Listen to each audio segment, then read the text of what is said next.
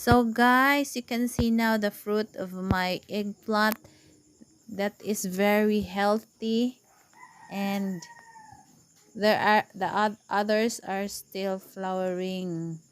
They are growing big and so nice, and also with the tomatoes waiting for the fruit to come out. I hope they will not be eaten by the